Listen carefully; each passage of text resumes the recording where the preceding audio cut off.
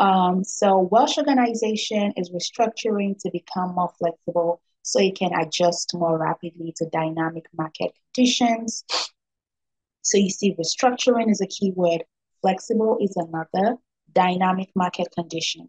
Which of the following is a proactive strategy? And I already underlined this. So you can tell that you're looking for an answer that would match being proactive. So which of the following is a proactive strategy that would weigh the ability to succeed through this organizational change? So preparing leadership development courses, creating metrics and a balanced scorecard, preparing a recruitment plan for possible turnover, evaluating organizational readiness for change. And so a proactive strategy, we always go back and read this, specifically this last question. Sometimes you have situational judgment questions that it's so long, but at the end of the day, you want to make sure that you're tailoring your answers to this specific final question that is asked.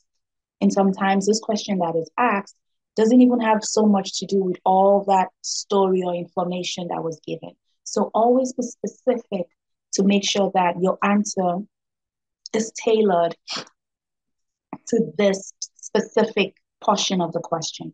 So it says, which of the following is a proactive strategy that would weigh the ability to succeed through this organizational change? And the answer is D, evaluating organizational readiness for change.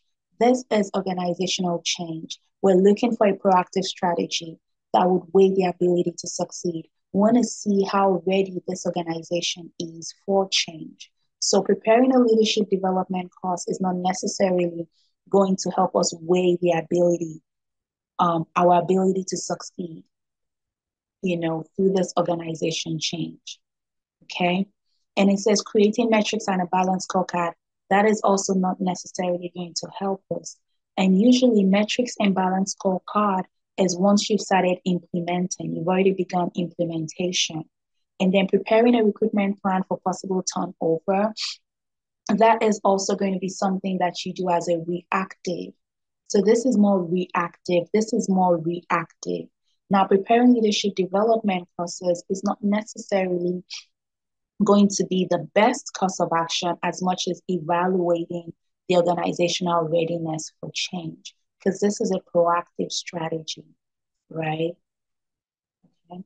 And sometimes you need to make sure you already do this before you even start deciding what development course you want to do or what training you might need to do based on what restructuring is going on.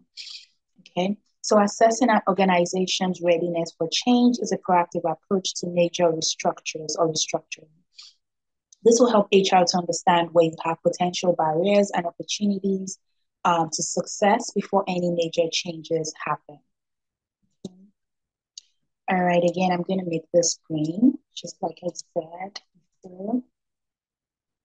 So here it talks about the HR manager of 12 company has completed an analysis of the number of employees that reports to each supervisor.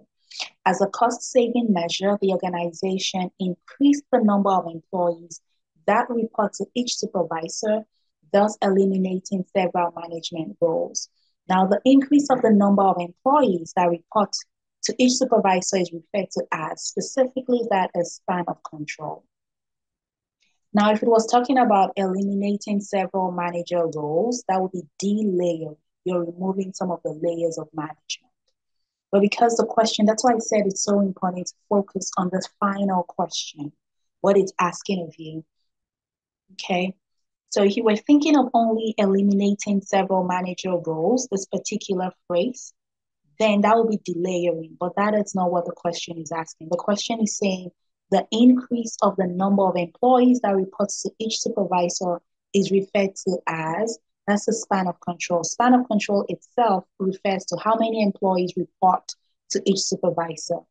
So here there has been an increase in the number of employees that report to each supervisor. So this analysis can provide insight to possible cost savings, supervisory effectiveness, but that's why it's the easy answer for this one. Okay. And if you have any questions, just stop me and I'll be glad to answer them. All right, so now for this one, again, I'm going to make it green. All right, so here it says that the executive team of a private school decides to close all locations in a county in the state of Ohio before the end of the academic year. These locations have not been profitable for 2 years, and because they only go up to elementary, the team believes that it will have very little impact on the student. From an HR perspective, which of the following would be a basis for facilitating a discussion about this situation with the executive team? And you see that A says terminating teachers will make it difficult to recruit teachers in the future for the other locations in Ohio. And remember, it says from an HR perspective. So we always want to look at the keyword and tailor our answers to the keyword. All right, so that's A. The school has to make abrupt decisions at times to ensure financial productivity. It doesn't necessarily have much to do with HR, right? The elementary students may transfer to public schools in other locations. The locations were not profitable for 2 years, so the staff are aware layoffs will occur. The fact that those locations were not profitable does not mean the staff were made aware that layoffs will occur. So the best answer here is A, as you can see. And with these classes, I'm allowing you to see all the answers because we're just having conversations on how to select the correct answers for your exams. So in other classes, I will most likely hide the answers and ask you to tell me what you think the answer is, and then we can discuss on why. We can talk about why you feel that's the right answer, why this other option is not correct. But for today, it's just me letting you know how to look at the keywords, how to find the correct answers. So the best answer will be A. Terminating the teachers will make it difficult to recruit. So recruiting is definitely something HR does, which, like we said, from an HR perspective, and that may be something HR would want to discuss with the executive team. So, like it says here, this decision makes your ability to recruit teachers difficult if that's the case. And so it says an abrupt layoff of staff damages the employer brand. This decision warrants further discussion with the executive team. It's HR's responsibility to raise these concerns and facilitate discussion around this important decision. All right. So for this one, it says, which of the following organizations operate a corporate strategy of differentiation? Now we're looking at differentiation, right? So that's the key word for us right here. And it says a chain of retail stores sells in bulk and offers discounts to only its loyal customers.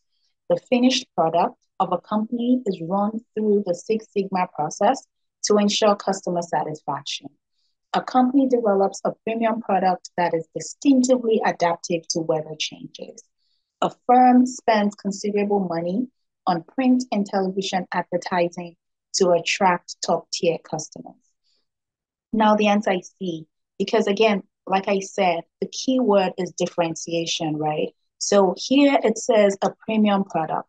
Just by saying this word premium, we know that some differentiation has been done to make that a premium separate much more better from every other product. So, and it also says it's distinctively adaptive. So all those type of words those are the type of words that help us to know that this has to do with differentiation. So again, Michael Porter, he put together what is called the generic competitive strategies.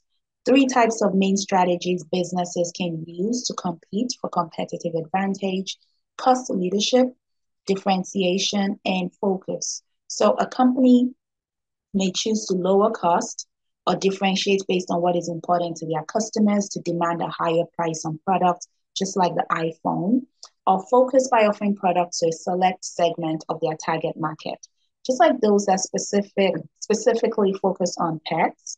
That's a focused strategy. Then differentiation focuses on setting a product or service apart by giving it unique features, premium features that consumers value and for which they will pay a higher price for higher value. So if you have like the iPhone 14, iPhone 15, it's probably much more expensive than other phones in the market, but it does have a higher value that it brings.